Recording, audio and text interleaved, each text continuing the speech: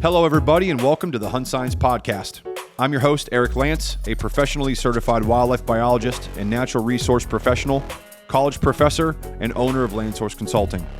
The HuntScience podcast is dedicated to bring you the latest information on popular habitat management topics, wildlife science, hunting strategies, and the general conservation and land management practices to help preserve our natural resources. Thank you for joining us today. We are excited to have you with us and hope that you enjoy today's episode. With that said, let's get started. This episode of the podcast is brought to you by our primary sponsor, Land Source Consulting.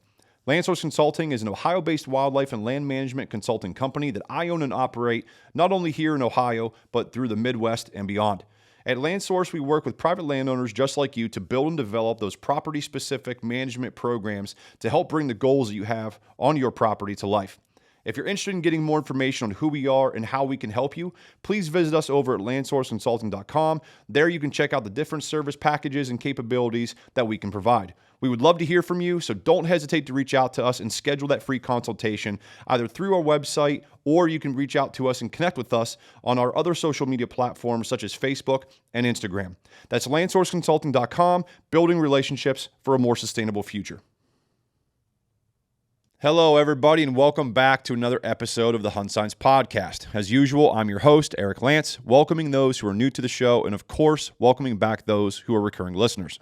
On today's episode, I'm joined by Dr. Frank Rohwer, who is a legendary waterfowl biologist, as well as the president and chief scientist at Delta Waterfowl. In the course of his academic and professional career, Dr. Frank has studied a wide variety of topics when it comes to waterfowl, but primarily his research is focused lately on the relationship between predator management and the nesting success with prairie ecosystems for various species of waterfowl. In today's episode, I'm joined by two friends of mine and fellow hunters, John and Paul, who also have a podcast of their own, and we were just absolutely excited to sit down with Dr. Frank and discuss with him a wide variety of topics that included discussions on waterfowl habitat, nesting success, predator control, and just a lot of different other things that we went down and covered. We were excited to sit down with him, of course, and have a good interview with him, and we were just absolutely thankful that he would give us any of his time out of his busy schedule to sit down, come on the show, and talk everything waterfowl. We hope Frank is going to be a recurring guest like most of our guests. We're excited what the future holds with content with him, whether it's in studio or even going out and doing some visitations and doing some other bonus content. Whatever it is, if Dr. Frank wants to be a part of it, we're absolutely going to welcome him with open arms. But with that being said, let's get this episode going. Welcome, everybody, once again to another episode of the HuntScience podcast, and let's welcome Dr. Frank Rohwer. All right, everybody, welcome to another episode of the HuntScience podcast. I'm your host, Eric Lance, and today I've got special guest, Dr. Frank Rohwer, with me, and I've also got the two outdoor idiots themselves, Paul and John, have a podcast as well called The Outdoor Idiots, which is why I call them that. So, John, Paul, how you guys It's not doing? an insult. It's great. I love it. it. By being called idiots. But first and foremost, also, Dr. Frank, thanks for taking time to come onto the show. It means a lot when I get people to come on that take time out of their busy schedule. And I know how it is as a professor myself and, working, I can imagine with all the things you guys have going on, time is limited. So I appreciate it. Thank you. No problem. All right. So kind of the way I get this started is, the theme of the show is hunting and kind of wildlife management related. So I kind of keep it along that lines. Today's episode, obviously, with you being a waterfowl biologist, have you on, talk about waterfowl. I got these guys here that have been waterfowl hunters, for a long time. I recently just started it about a year and a half ago. So I'm still pretty new to whole waterfowl hunting and things like that. But anyway, to get this going, I always started off, have the guest introduce themselves, where you grew up, how you got into hunting, if you hunt, what led you down the path of becoming a waterfowl biologist. I grew up in Maryland on the Chesapeake Bay, and I actually was there in the time when the Chesapeake was really declining. And so when I first moved there and I was a kid, I lived just up the river, the Severn River from the Naval Academy, and we had ducks on the river. And so we could go hunting close by. And when I was a kid, that was when I was 6 or 7. So I was out there paddling around in a canoe with my dad, watching him shoot ducks.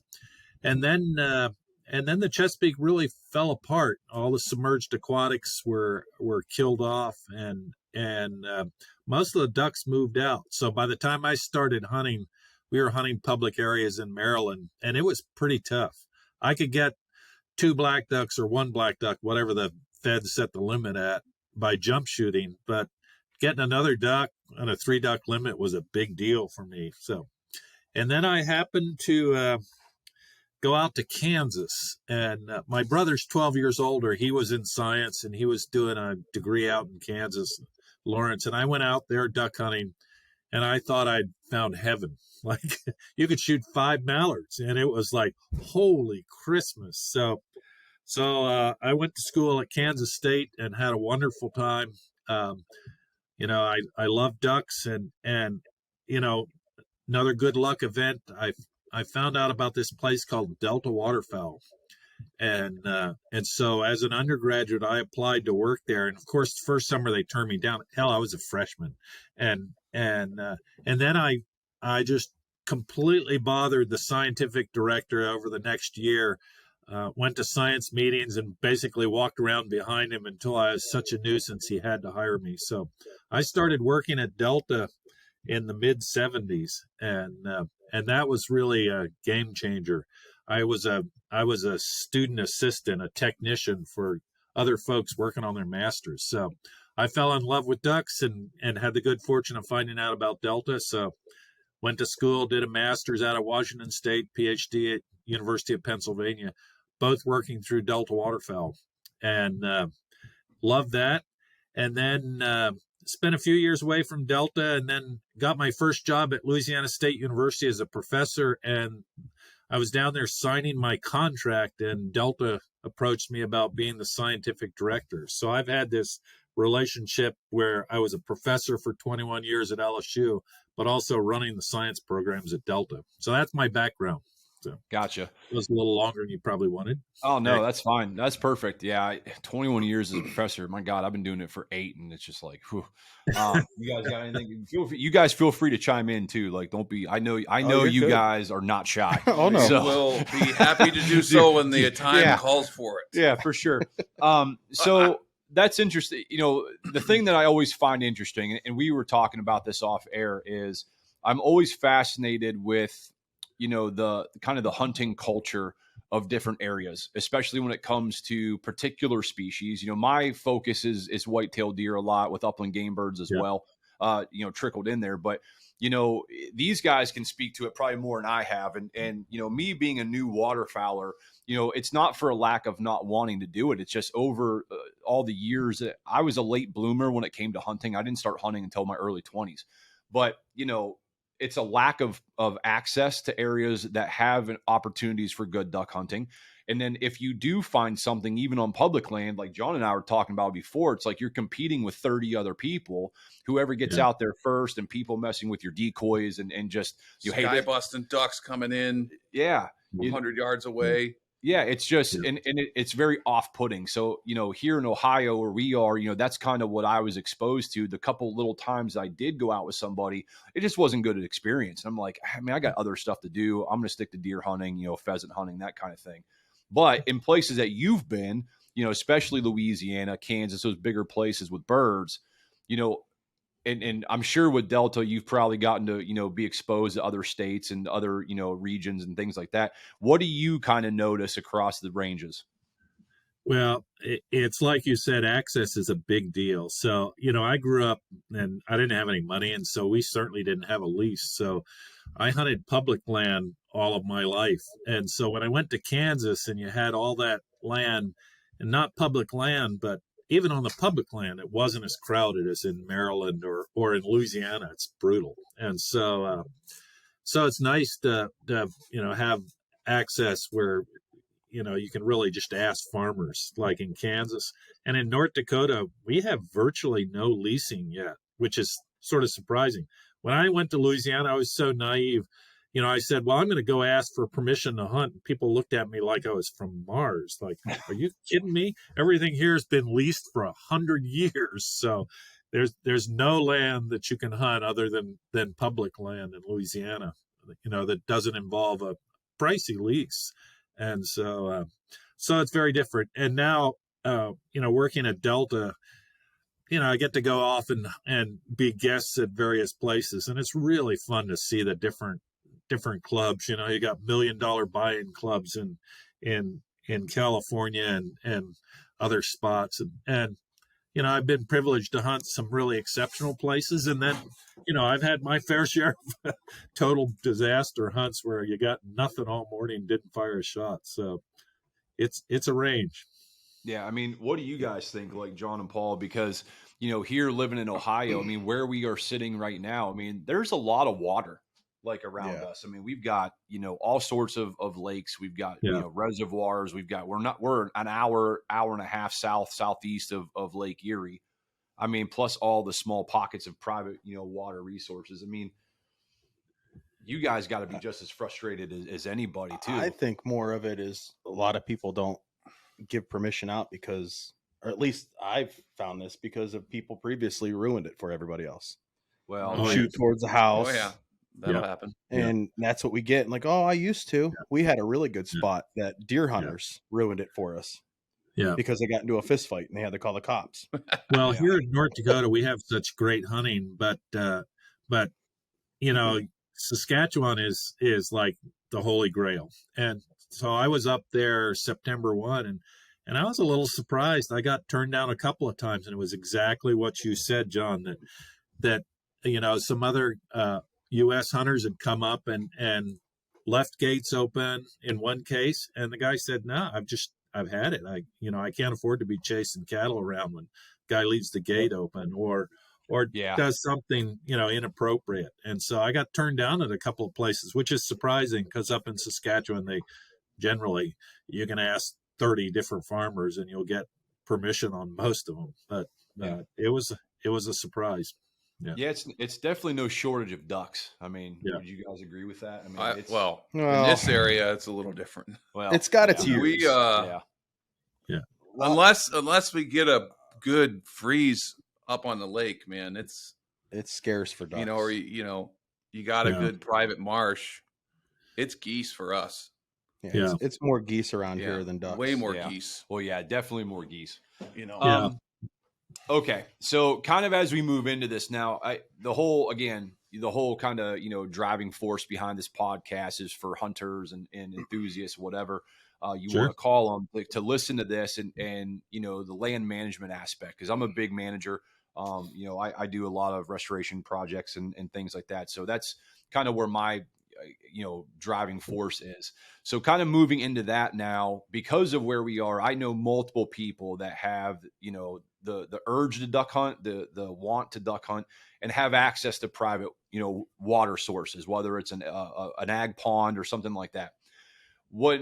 Before we kind of get into some things that you can do on your property, from what you see, describe, some different waterfowl habitats, because I know it's species dependent, but kind of stick into like the big ones like mallards and what do you think, like teals, wood ducks, woodies, those kind of things. I mean, obviously mallards are a big one around here, but I see too many times people just think, oh, there's water on my property, I'm going to have ducks, kind of give a background and kind of explanation on what you should be thinking about in terms of to look for on your property, and kind of just let it go from there. Yep. Now, first, let me go backwards and tell you that almost all of my research experience has been on the prairies dealing with nesting ducks. Okay, so if you'd asked me about how to produce ducks, you'd get good answers. So take what I say with a grain of salt. Oh, that's fine. No problem. All right. But when we get out of the breeding grounds and we're talking about ducks that are on migration or wintering, you got to have water. Ducks obviously need water, but the two key ingredients are food and hunting pressure, and you got to manage your pressure so you don't disturb your ducks too much. I happen to like that magazine that California Waterfowl produces. I think it's one of the better ones, next to the Delta magazine, of course, but one of the best articles they produced a few years ago was about how these high-end clubs in California limit or manage their hunting pressure. Because even on the best clubs with flooded rice, if they hunt too hard, they lose their ducks. And so I thought that was really good. A lot of them do noon closures, 3 days a week, that sort of thing. So manage your hunting pressure, but make sure you got food out there.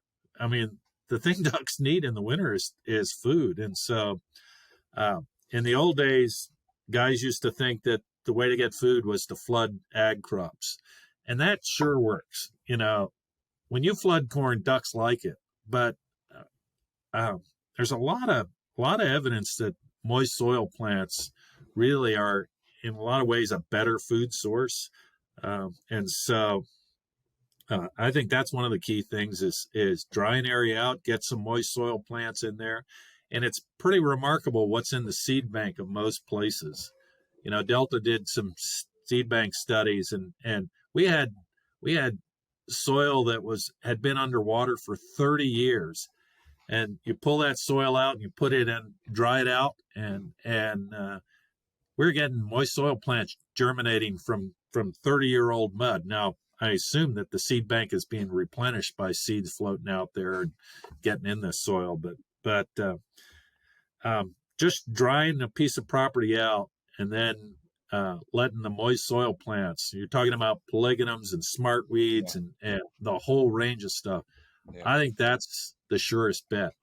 When guys do that down south from Georgia, I've worked on places in Georgia and Louisiana, it just really works. To Illinois, to here in the Midwest, we got so much ag land that most people don't even think of managing for duck food. But if you get an area flattened out and let those moist soil plants grow up, and then you can flood it, holy Christmas, the duck hunting here in North Dakota is outstanding. Manitoba as well. So duck food's the way to go.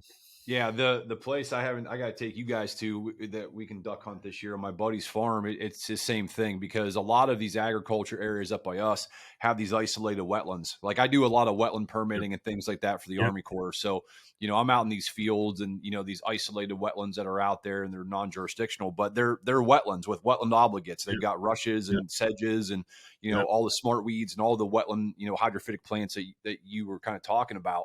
But that's the thing, is it's a low-lying area. It gets flooded. It's not very deep, but there's ducks like crazy out there. So, you're talking about, you go out there and understand. It's what we talk about, like in deer management. Well, if you want to manage, for deer on your property, if you're walking through the woods, you should know what deer eat, right? Yeah. Know what that jewelweed as you sit it and see there, and the orange bulbs are all gone because they're hammering it, right? It's a native forb. It's the same thing for ducks. The other thing I kind of tell people too is understand the type of duck that you're going after, whether it's a dabbling duck or a diver duck or anything like that, and have realistic expectations of what you're going to see, as far as that goes. Yeah, I think my answer before was very much biased towards dabblers. I'm thinking of shallow water. You don't want more than 8 inches of water if you've got some moist soil plants but if you're keen on diving ducks, ringnecks and redheads and cans and maybe even scaup, then obviously deeper water that grows submerged aquatics is the way to go. So do you guys even see any of those, like canvasbacks or anything like that? Very, very, very real. I mean, we don't hunt up on big water. I was gonna say probably more. You get see them at Mosquito. Well, we hunted that one quarry. Over behind our buddy's house. We shot bluebills, redheads, ruddies. It was all ruddies. It was diver ducks that you would never see inland. Inland, like the middle of Ohio. It was like 100-foot deep old quarry pond that didn't freeze. Yeah. When everything else was froze up, and the ducks had no choice. So now you're shooting ducks on rest water. Yeah, right. Yeah. Oh, it was crazy that day. Mallards are just so good to eat. Like I think a lot of people just target mallards, but again, those fields, like I said, the field that we hunt, that I hunt on, that get you guys out there with me. Because I don't know what I'm doing still. I start hitting a duck call, and I'm like, they're like hitting the brakes, and they take off the other way. But it's I go out there and look at that, and I try to talk to farmers about that too, because obviously, like, you're not going to get much production for your row crop around those areas. So start establishing, like, if you want to manage for waterfowl on these properties, it's just like we treat timber stand improvements and things like that for upland game birds with buffer strips management and everything like that. Create a buffer strip or an offset strip, from the wetland, have it delineated, understand where the hydrophytic changes occur, or the soil moisture changes occur, so that you're going to get those more wetland obligate plants that are going to be food sources. And then, like you said, it floods the 6 to 8 inches, which is about what happens out there. And you'll go out there and there'll be 40 ducks, in there, depending on when you go. So, all right, you guys, man, this is the quietest. I just got to bring you guys on a podcast. It's the quietest you guys have ever been. We're just taking it in. Okay. So kind of moving in, talk about prairie management a little bit. Like, let's talk about your research and the stuff that you guys get into, because it's a different look than what we have here. Now, there are some areas where you can start getting into prairie restoration and prairie management, but talk about the importance of like nesting habitat, and things like that with the things that you've been working on, because it's another part of it. Like you said, food, water, cover, right? So you talk about the nesting cover and things like that. Yeah. When you talk about duck numbers, you can't help but focus on the prairies. We've done, Delta's been around since 1911 and been on the prairies since the mid 30s. And Delta research and Fish and Wildlife research, Ducks Unlimited research, it all shows one thing, that duck populations are driven by what happens on the breeding grounds. It's not a winter survival issue. It is about how many ducks are produced. And so I think that's why for a long time, an awful lot of money, most waterfowl management money, was aimed at the prairies. Now that's shifting around a little bit, but we really need to manage the prairies. And job number one is just keep the potholes in the prairie pothole region. The prairie pothole region is this chunk of land that runs from basically Iowa through the Dakotas, a little bit of Minnesota, and Iowa and Minnesota have drained most of their wetlands. Let's not kid around. They were draining wetlands long before, we were doing it in North Dakota. And then you go Manitoba, a little bit, Saskatchewan, and Alberta. So 2/3 of the wetlands are in Canada, 1/3 of them are in the U.S. And job number one is to protect the wetlands. And honestly, we've done a pretty darn good job of it in the United States. In the Dakotas, we've fully protected 1/3 of them with perpetual easements. So the farmer still owns it, but we bought with our duck stamp dollars and other money, we bought an easement that says, if it's dry, you can farm it. If it's wet, it's a wetland and it's for ducks and you can't drain it. And you can't do a few other things. You can't put rocks and debris in it. You can't burn it, which is not really terribly important, but you can't drain it. So 1/3 of the wetlands are protected with easements. Mostly, we bought a few of them fee title, and then 2/3 of them are protected with this thing called Swamp Buster, the Farm Bill. Started in '85, and we said we're going to protect wetlands, and that's been phenomenally important in the U.S. You go across the border, and it's a whole different story. We haven't even slowed down the drainage rates from the 70s. Currently. So Canada is still draining wetlands, and that's a real problem. Now we're starting to do better. Ducks Unlimited and Delta established easements in Prairie Canada. We've been using easements, wetland easements, since the late 50s in the U.S., and they only became legal in the 90s. So we started behind the 8 ball in Canada. But first job, protect the wetlands. And that's where the vast majority of money that goes to the prairies goes, to protect wetlands. But Delta has a sort of a different view in that we think we should also manage. There are a hell of a lot of places I could take, Eric, if you came up here next spring in May, and we go out and do some nest searching, we'd find out the nest success is 5%. Like, you're not producing any ducks when only 5% of nests hatch. So you basically need 15 to 20% of nests to hatch, and in a lot of places, even great managed places, Ducks Unlimited quarters that they bought and planted grass, so it's fabulous habitat, 5% nest success. So you really need to do something to manage predators. The vast majority of nests are failing because of predators. So that's Delta's thing, is that in conjunction with all that habitat, to complement that habitat, we really needed to manage.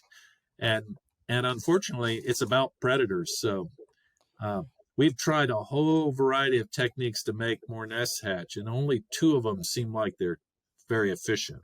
And that's lethal predator management, which is a little bit controversial. You're taking out skunks and coons. Now, coons are an exotic predator here on the prairies, but you're trying to reduce the numbers of skunks and coons so you can get more ducks. You're talking to 3 guys that have no We problem. do not like raccoons. no. They're doing the same thing to our turkeys here in Ohio. Kill them all.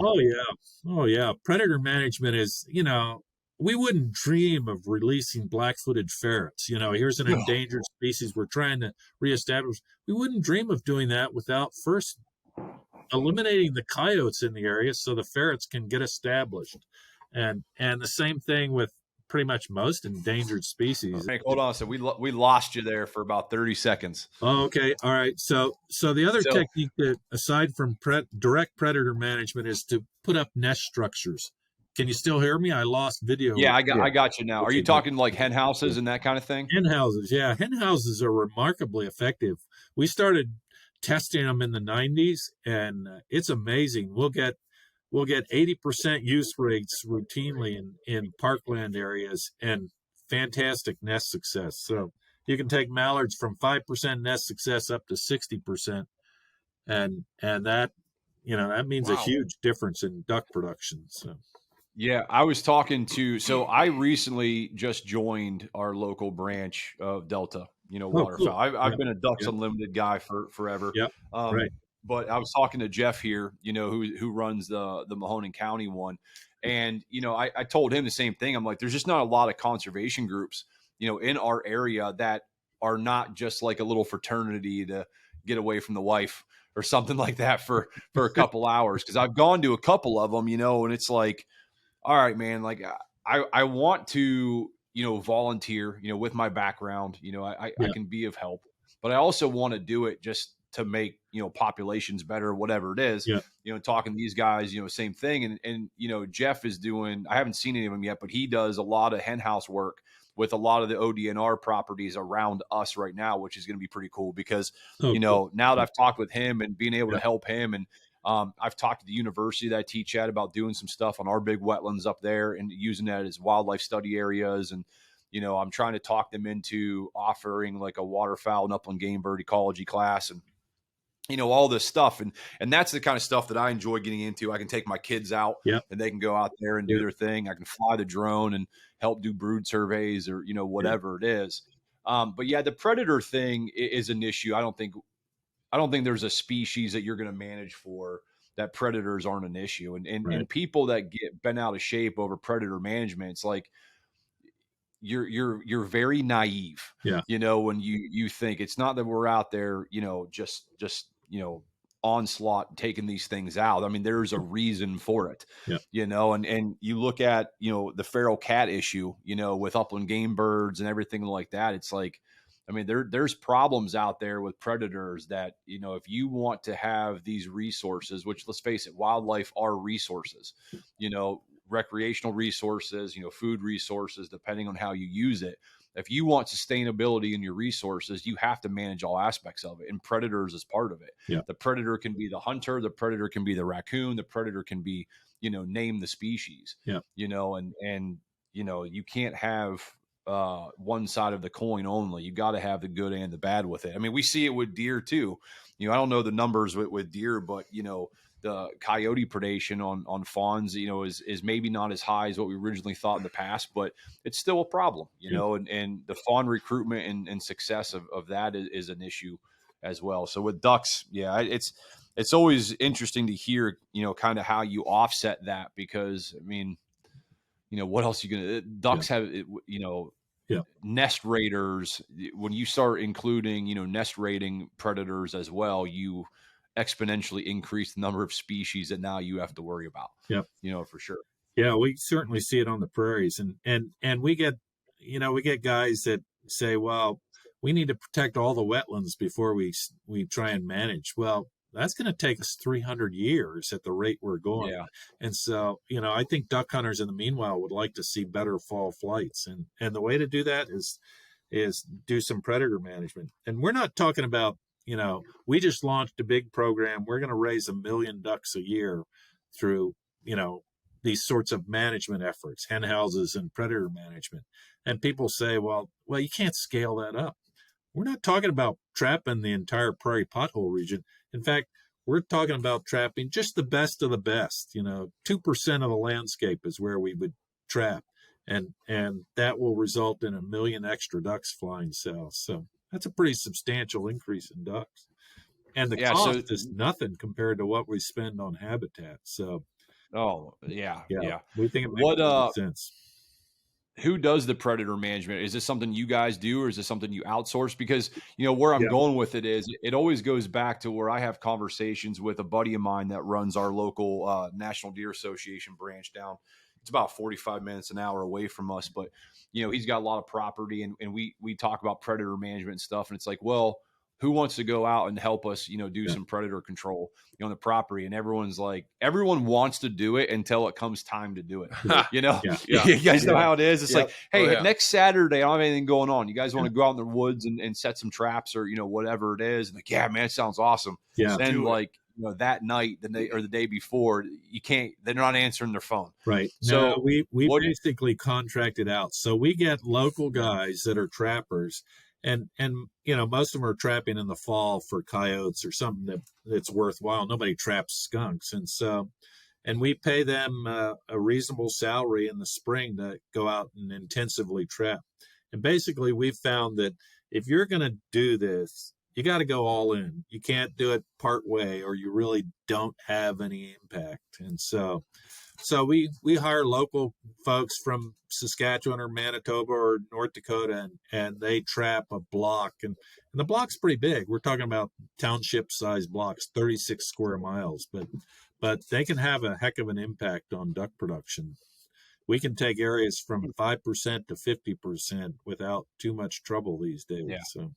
So now think about that, people listening, it's like, whatever species you're managing for, if you want to manage your property, like I had a professor in grad school that always told us, management is not a single event. It's got to be a way of life. You either are all in or just don't do it. Yeah. Because if you're talking about, deer management or whatever to, successional management of ecological habitat, like you're always trying to keep succession at, that first to third stage, so it doesn't become a mature hardwood, timber, right? So depending on the species, if you're managing for ducks and you've got a property where you have agriculture and you've got a pond, you want to manage for ducks, you got to manage for the predators. Yep. I mean, just the number you just said, taking such a low success rate to, a higher success rate. I mean, you're going to attract more ducks if you have safer, areas for them to come in with a food source, with cover. I mean, all of the above. Right. Now,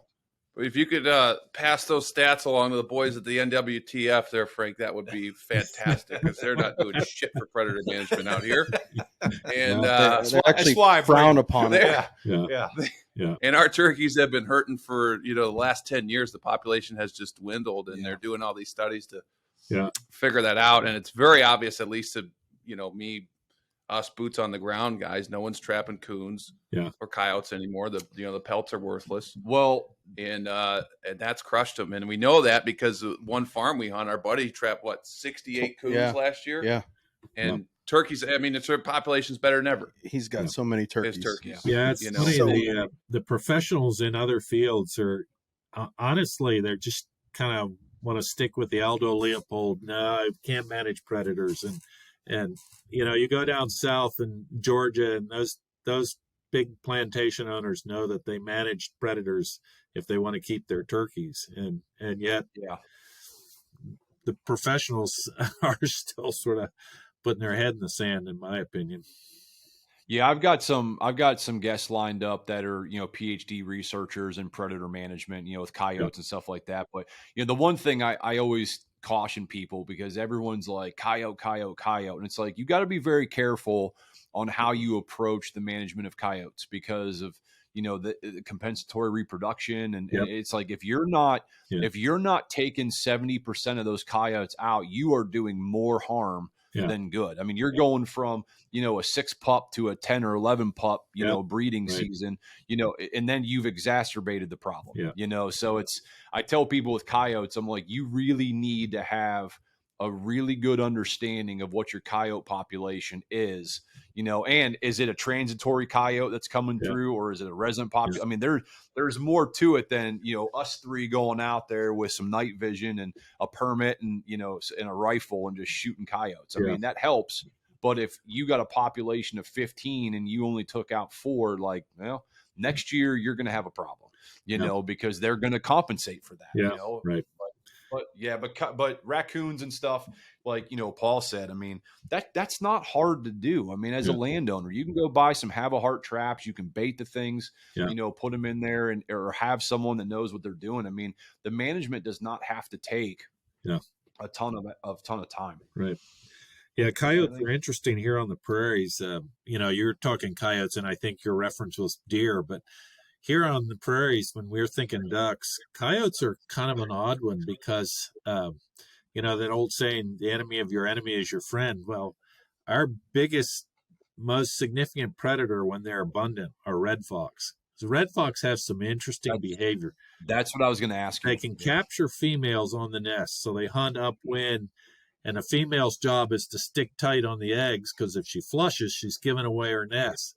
But if she sticks too tight and the coyote's close, he nabs her out of the air. And so coyotes are super effective at end killing. But they also have this really interesting behavior. It's kind of cool as a biologist, but it's damn hard on ducks, is they cache eggs. They take eggs into it. Think of them as a great big gray squirrel. They cache eggs just like gray squirrels. They take individual eggs and they move them over here and put them in the grass, and they almost never eat eggs in the summer. That's winter food. And so, fox can really be detrimental to ducks, and coyotes and fox don't get along very well. So if we have a high red fox population, we avoid taking out coyotes because they're helping us with the fox. But then you get individual behavior in coyotes, and some of them will become duck killers and egg eaters, and then you got a real problem because they cover such a big area. So, they're interesting animals, coyotes. Yeah, I hate them with a passion. You guys probably don't deal with bobcats too much out there. No, but we don't have Ohio here. Bobcats on the prairies. Yeah, they've really started to turn up. Yeah, they are here in southern Ohio. Yeah, and they're starting to make a comeback. My neighbors got pictures of them with fawns in their mouth. Yeah. They kill everything. Yeah, turkeys and fawns are. Yeah, I can't remember what they were listed as. I think they were threatened for a while in the state, but they're definitely making a they need to start being taken out. I saw that one coming down hunting with you that day. Yeah. Property. Yeah, walking right along the road. So what can you see as far as, so obviously prairie type of ecological areas have massive benefits for ducks. Oh yeah. What kind of, so if I'm just thinking and this is kind of, for me too, a question is, the area I was talking about with our field, if I wanted to, because it's just leased, it's not a big field. Having the farmer, we've talked about this in the past, me and my buddy who owns a property, of just not having them farm his section anymore all around it, and then us doing some early successional management type of things around there. And I'm thinking like around an area like that, so I've got the wetland area, I've got the boundary of the wetland, but as the soil starts to change, what type of plantings can you incorporate? Like, can you go in there with like native warm season grass plantings, or, go in there with like some cereal grain or something like that to kind of simulate nesting behavior? Like, what would be a good planting source if that's something you've dealt with? We've done a lot of work in the prairies on nesting cover, and it turns out ducks are pretty generic. And so, for instance, the Fish and Wildlife Service, some of the habitat we protected as feed title waterfowl production areas. We bought them. Fish and Wildlife Service manages them, and they've gone into a bunch of those recently and tilled up the cool season grass. They would just plant brome and hell, half the time it was just a big stand of brome. And ducks do just fine in brome. We can't find much difference in nest success or even preference. But the service would go in and spray it with Roundup, kill the brome, and then try and establish warm season, big blue stem, Indian grass, nice, beautiful prairie grasses, and that's super cool. But the ducks don't give a shit, to be honest. So my view is plant grass that gets established easily, and you're not going to spend 3 different efforts trying to deal with a thistle and get some. Now, if you can mix it and get some, we have what we call a Duber mix. Duber was this cool waterfowl biologist that worked at Northern Prairie Wildlife Research Center, and he had a mix of alfalfas and clovers mixed in with. Okay. And that's great stuff. The deer like it better, but the ducks will be happy with it. Some ducks like thicker cover, so mallards love thick. Mallard and gadwall, the thicker the cover, the better for nesting.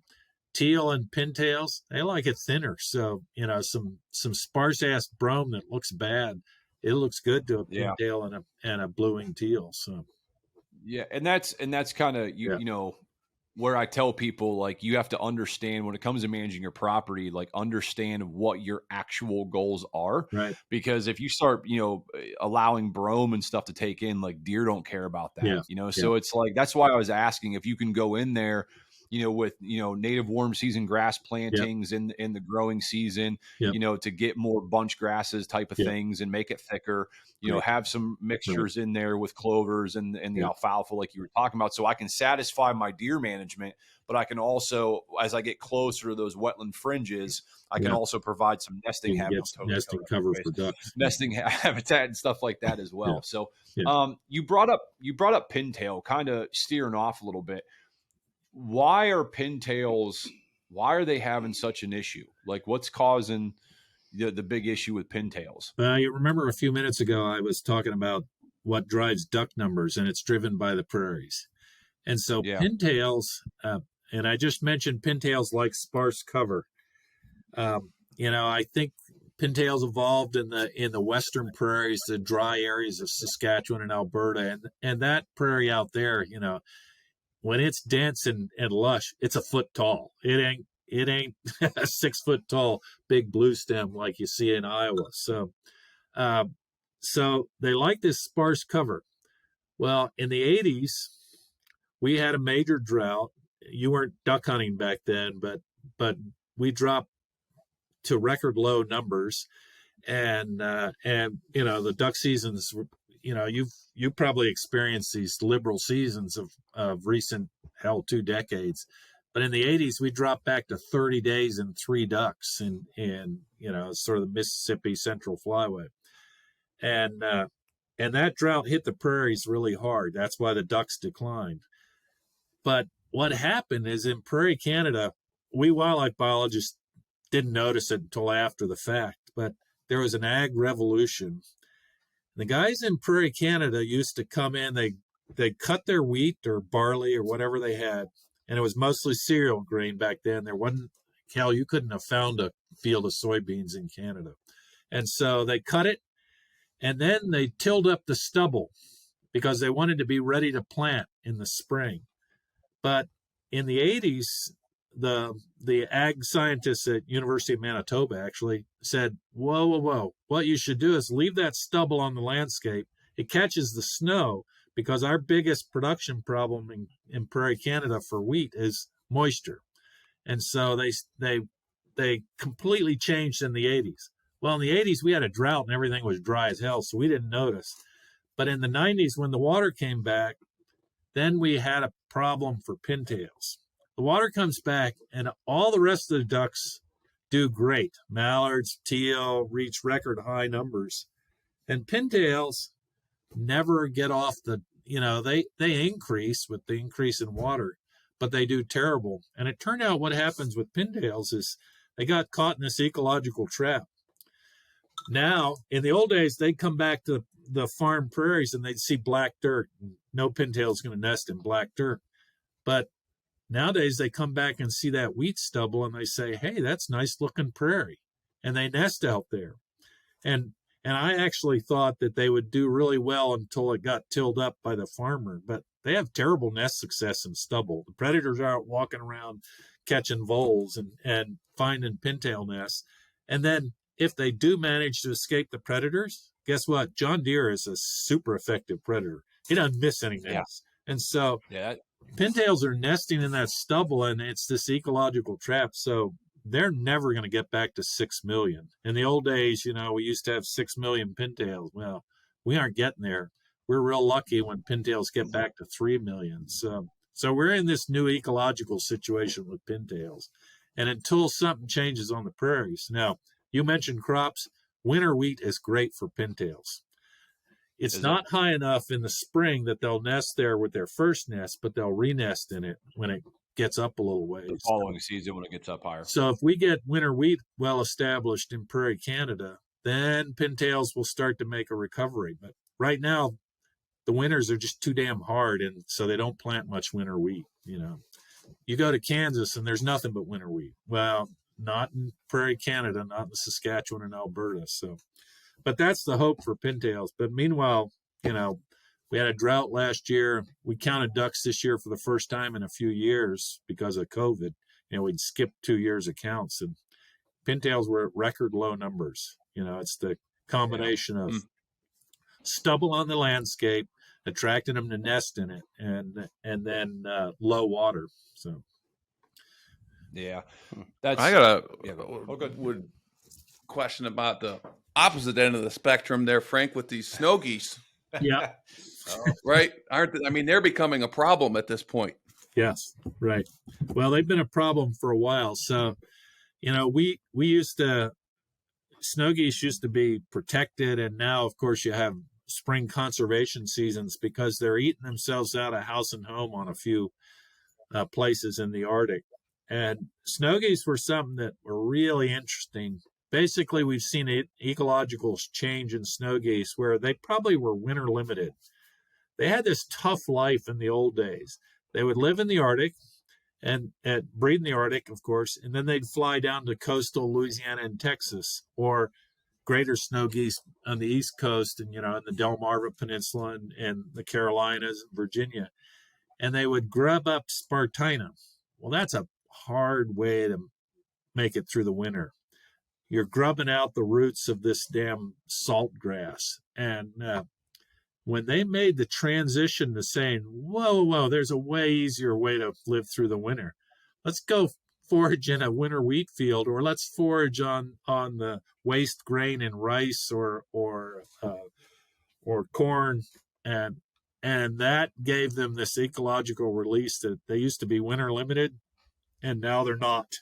And so we went from, in the old days, less than 1 million to, we now think that the mid-continent snow goose population is at 25 million. And so, wow. They just send them over to Ohio. Push them over here. Send them out to the Great Lakes region. We'll take care of them. And they're such a pain in the ass, those snow geese, because they're in these enormous flocks. And, just by the way they live, Canada geese fly around in flocks of 20 to 30, and snow geese fly around in flocks of 200 to 2,000. Well, when you got that big of a flock, there's a snow goose in there that's 25 years old and has seen every decoy spread in the country. And so they're just a pain in the ass to hunt. I hate them. I've set up hundreds of decoys so many times and had them land a mile away, So, is there any plan on the biologist side, the DU side, to negate any of this, where it's becoming a problem with the population? Ages ago, we thought we would try and manage it with spring harvest. And so we took off the limits, no limits, electronic calls, go for them, boys. And guess what? We didn't change survival rate 1 iota for mid-continent. Now, in the East Coast with those greater snow geese, they can do some damage to them, and they've actually managed to stabilize that population. But in the Midwest, all the snow goose hunting we've done in the spring, it's good, clean fun, and it harvests a few, but it's not even changing survival rates to a measurable extent. So our efforts have gone nowhere. There has been talk of going up to the Arctic and oiling eggs to lower reproduction. And everybody said that, nah, we're not going to do that. And you imagine the manpower to do that? The manpower and cost and just the public reaction. Like, really? You're just going to, nah. And nowadays, the white goose population has reached such a high level that we're starting to see density dependence and lower production per goose. So they're going to regulate themselves, and it'll be breeding ground limited again, just like everything else. So, yeah. I mean, speaking of geese, the Canada goose, I mean, it's like, they're so fun. I know this is up your guys' alley, but they're goose hunters, man. I seen him the other day. I mean, he's got 20 bands. You guys got 20 bands. We shot 20 banded birds early season this year. Early season, 3 hunts, and 3 hunts, 20 bands. That's pretty. So cool. It's like, from what you guys are seeing, like I mean, I understand there are populations. I want to move into some flyway stuff, and some migration stuff, but because the waterfowl's not my world, I don't have my ear to the ground per se as far as what the talks are. But I mean, like, I know it's hard for hunters to say, them being protected as migratory birds still, because I mean, here you got a case where they shoot 20 bands that were banded, all local birds, all different life stages. So it's like you've got migrating anymore. I'm just curious to see what the actual research is now as far as local resident populations. I mean, why would they leave? Like you were talking about from an ecological dependence. I mean, they have everything that they need here. Right. They can survive the harsh winters. They have food supplies. They have, out of season protections. Yeah. The predators, are a problem, but I mean, it's like, these things they're everywhere. I mean, I could imagine a snow goose problem if you lived in an area where that was a problem. Because I mean, geese are a problem. Yeah. Geese have done remarkably well. Geese are interesting. In waterfowl, the age-old question is: does duck hunting really impact duck numbers, and should we closely regulate it? And how much should we regulate it? And geese are interesting because geese are the cases where we've clearly learned that we can shoot too many geese. And in the old days, we did. Here in North Dakota, we eliminated geese. We overshot them, and then we protected them. And then what was interesting is we started doing research here in the 90s. And in the early years of doing research in North Dakota, we thought goose nests were super cool. And, every assistant, when you found a goose nest on a 20 or 30 square mile study block, every assistant would go out there and look at it. Now they're so damn common. We have resident geese, and those are the populations that have exploded. But here in North Dakota, the resident geese are so abundant, and they're causing ag problems that we have a goose season. We open August 15th, and the limit is 15 geese. But we started shooting them too late. Nobody wants 15 of these giant geese, and so we're not controlling the population. They're still increasing at 8% a year. That doesn't sound too big. You start thinking about 8% a year over 2 decades, and you've got a goose problem. Manitoba has the same thing. Now, the problem in the Midwest is we have Arctic geese, which are doing great, but not that great. We can't shoot 15 Arctic geese and expect the population to continue to increase or stay stable. So we have to regulate our goose numbers here, our goose harvest for the residents, either really early or really late. Like Manitoba just opened a season. They got too many of these giants that are breeding in the prairies and causing ag problems. So they opened a season that's just March. And so in March, they'll have the residents are coming back and early. So they shoot them in March, and then in April, they shut it down because that's when all the Arctic geese are passing through. So, but yeah, you're right. Geese are really interesting. Well, when you get the people at the PGA to lobby for the conservation and harvest of geese, they'll be happy to have everybody come shoot them on their golf courses. And that's another thing. Shitting all over the greens. Because that's another thing too, because I do a lot of environmental permitting, for work as well. So I do a lot with stormwater management, with the NPDES program. And it's like, all these post-construction like detention and retention ponds that get put in, and then you look at airports and the FAA rules and stuff, because I'm like, these geese are everywhere, man. Like it's going to be like, I'm thinking my daughters both play travel softball, and it's like our complex has a big old pond in there. And I mean, there's 300 geese, that fly through there. I mean, it's just know where they're safe. Yeah, they know exactly. They know where they're safe. They won't leave. It's like they won't leave. Nope. I mean, you shoot 20 bands, and it's like, okay, these are clearly resident populations. And it's like, my Lord, man, like these things are everywhere. Even when they're not resident, on everything. Yeah. No golf course is going to let you hunt them. And no golf course wants you to hunt them because they don't want you out there shooting something. It's like, I mean, my God, we can go out there with our bow, and shoot these things. They're not. We can ride around slingshot. We could ride around the golf cart, run them over, the hill rods, run them over with a golf cart. But it's like, and then you start talking to them about predation permits, and they're like, well, it's like, hey, man. Like, I got news for you. One thing with your golf course is going to hurt it is if people got to, go through all this goose shit and all these geese are around and just all this. I mean, you're asking for a lot of problems, and ecologically, like you said, with agriculture issues and things like that. I mean, you have overabundance of any species, like it's going to be a problem. Yeah. We used to be able to move geese. Everybody wanted geese. Oh, transplant the geese here. And now nobody's stupid enough to want your problem. Get rid of them. Get rid of them. Yeah. And airports and geese really don't mix.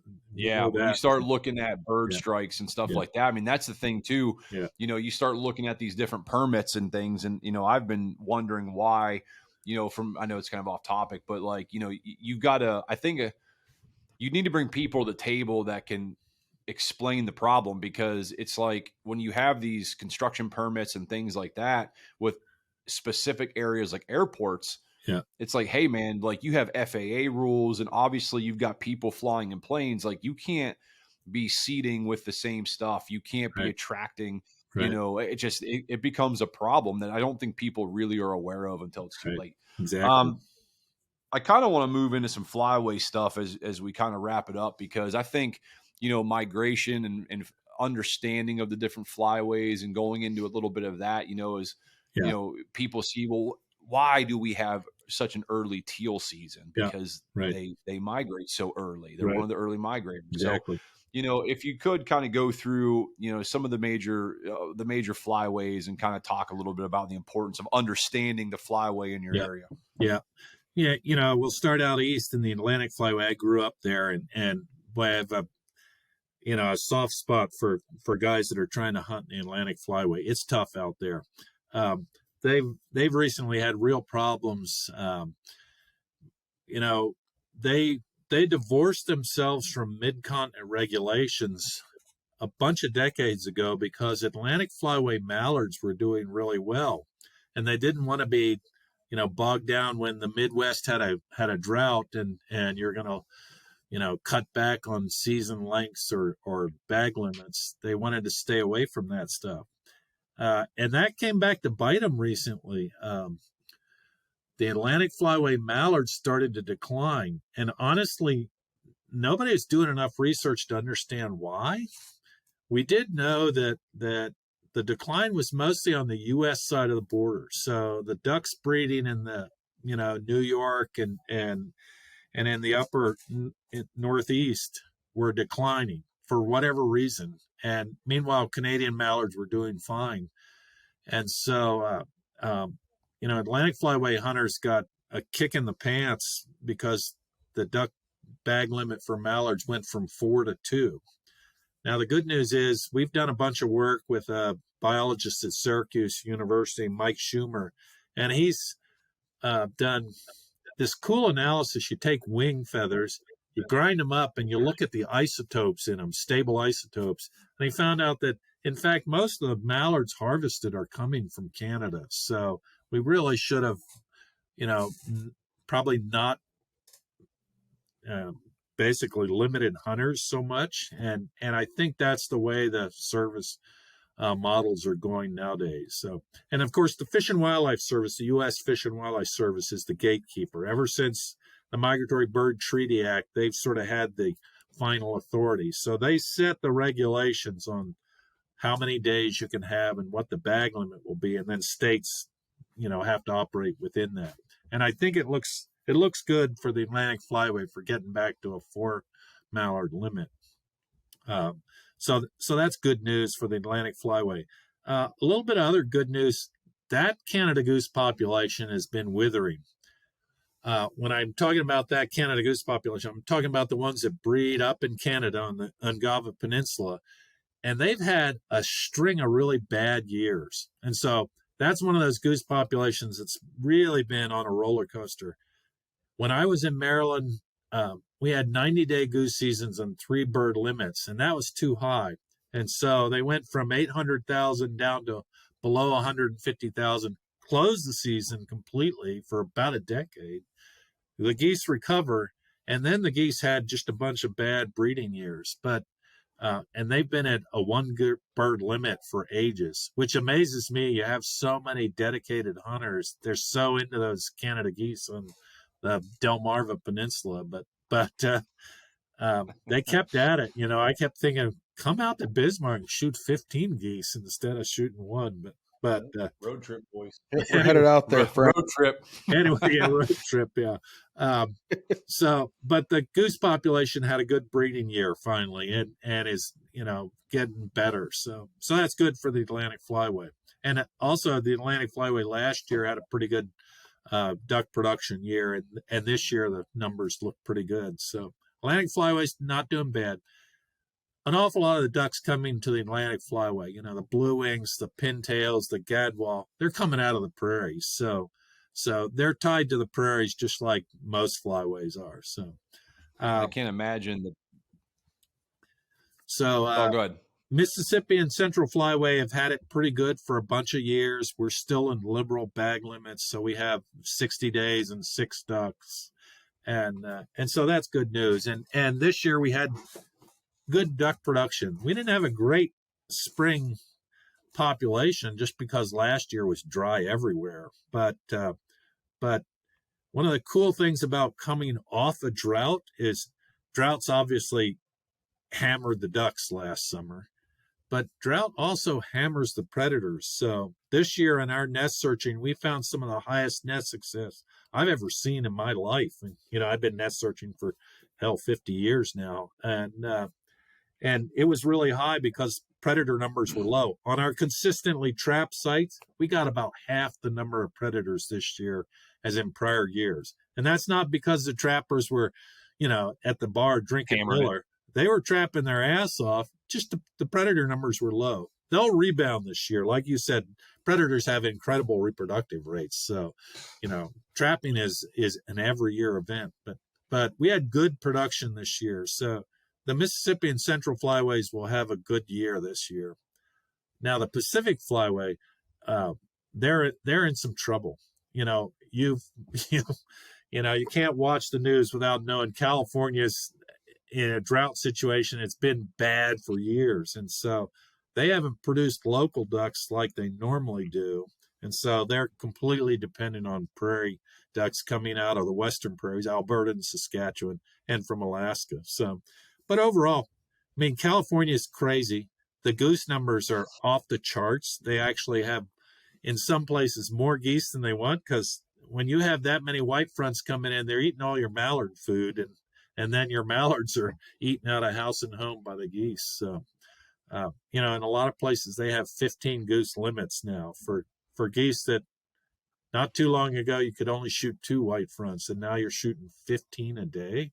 So, yeah. So, in California and the Pacific Flyway, folks in the East and in the Midwest just can't understand, why do they get 107 days and 7 ducks?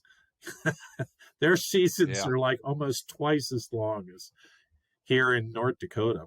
So, but yeah, that's a quick run through the flyways. Migrations and things like that. I'm assuming with, as much as we've expanded and encroached into, habitats and things like that, I'm assuming waterfowl, as good as they are as migrators, whether it's an environmental cue that triggers the migration, whatever, are they using landmarks like roads and, highways and stuff like that? Is there any, I'm assuming there's got to be research on cues, environmental cues on, where they go the same spot every year.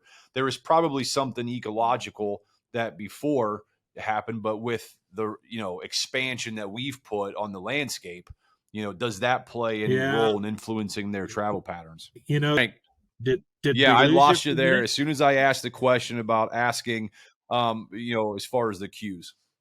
There are 3 cool things about migration. We learned a little bit about what they're using. I don't think anybody's looked at roads and whether they've figured out that interstates run north-south. But a few years ago, folks looked at rivers and found out ducks really aren't using rivers that much.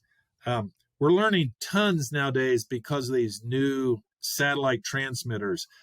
These are transmitters that basically have GPS units in them, get great locations, and then they transfer the information by way of the cell phone system. So they'll store up information about where they've been, 10, 20 locations a day, not uncommon. And then they burst it by way of cell phone communications. And the third thing we're learning is that changes in weather are really affecting duck migration. Ducks are hanging out farther north, and they're staying north later. So migration is delayed. That makes a lot of sense. That's the biggest thing is migration is really delayed from what it was 40, 50 years ago. And then ducks are actually staying farther north. The northward shift has not been as great as a lot of people think, but the delay in migration has really been dramatic. I mean, we're talking about a 30-day difference. In North Dakota, we used to freeze up. We never had duck seasons past mid-October. So they gave us a 60-day duck season. Well, we really had a 30-day duck season. Nowadays, we're shooting ducks well into November. We don't freeze like we used to. And so we're holding ducks farther north. Eventually, we freeze solid. And there's no duck wintering here in late December. But we keep ducks until November routinely nowadays. So we're seeing shifts in migration and timing and how far south ducks go. Yeah. Well, can you tell that to Ohio? DNR because they cut us they out. They blocked our January. duck season and cut it off at December 31st. Yeah. And then it seems like January 20th. Here they come. They're just everywhere. Flocks. We can't even shoot them. States have been pretty good about shifting their season late. Of course, southern states now want duck seasons to last into February, and that ain't happening. So, but how much do state agencies coordinate with organizations like Delta and Ducks Unlimited? I mean, because the states, you guys good on time? Oh yeah, we're fine. We got to cut out pretty soon. Yeah, that's fine. I was only going to go maybe 5 or 10 more minutes. Yeah.